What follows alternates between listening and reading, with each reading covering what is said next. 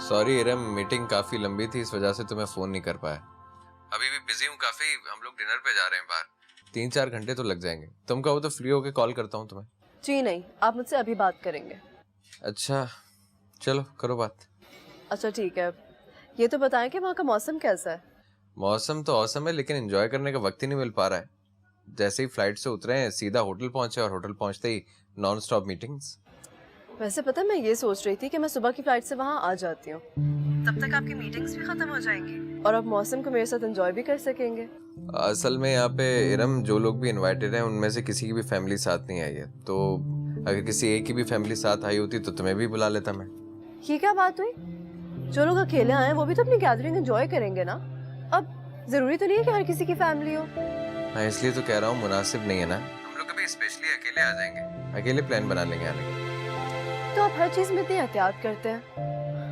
जिंदगी को थोड़ा एंजॉय कीजिए। मुझे इतनी बोरिंग लाइफ पसंद नहीं है। अच्छा हाँ, मुझे हाँ बुला रहे हैं यार। जी जी आ रहा हूँ, मैं आ रहा हूँ।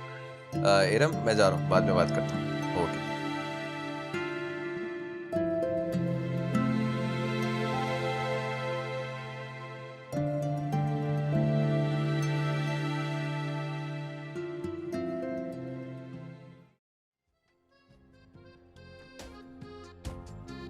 तुम्हें खोकर पाया है तो लगता है जैसे जिंदगी की सारी खुशियां मुझे मिल गई। आप यहाँ तक आ गए?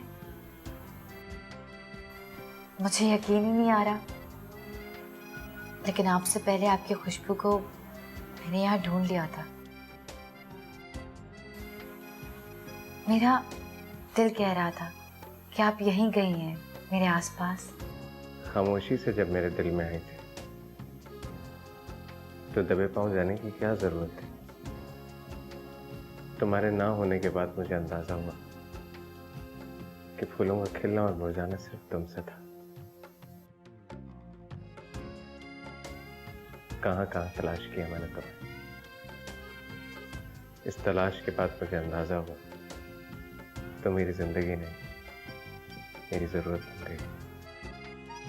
तुम्हारे बगैर जीना दुश्वार लगा तो तुम्हें ढूंढता हुआ यहां तक आ गया।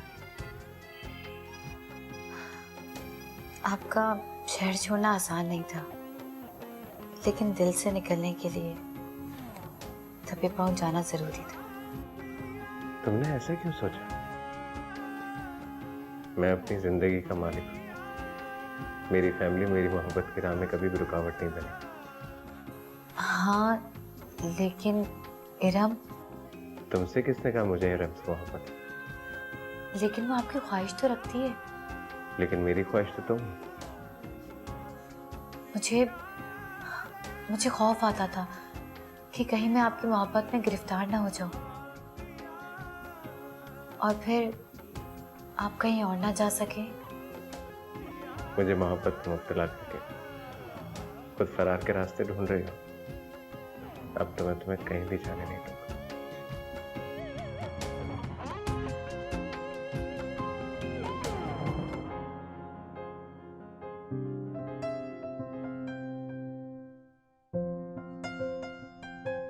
इरम तुम यहाँ? कल तुम मुझसे मौसम की बात पूछ रही थी और आज तुम यहाँ आ गई। मैं भी तो मौसम ही की तरह हूँ। एक्चुअली डॉक्टर्स ने डॉक्टर एडवाइस किया था कि वो शहर से बाहर जाए ताकि उनकी आबो हवा चेंज हो, थोड़ा मेंटल स्ट्रेस कम हो, वरना वो दिन रात ऑफिस में रहकर इतना बिजी रहते हैं कि अभी सेहत का ख्याल ही नहीं रखते। इसलिए मैं भी उनके साथ आ गई। चलो अच्छा किया अंकल, तो आंटी को भी साथ ले आती, वो अकेली वहाँ क्या करेंगे? मॉम के सर पे तो आजकल मेरी शादी की शॉपिंग सवार है, इसलिए वो रोज मार्केट जाती है।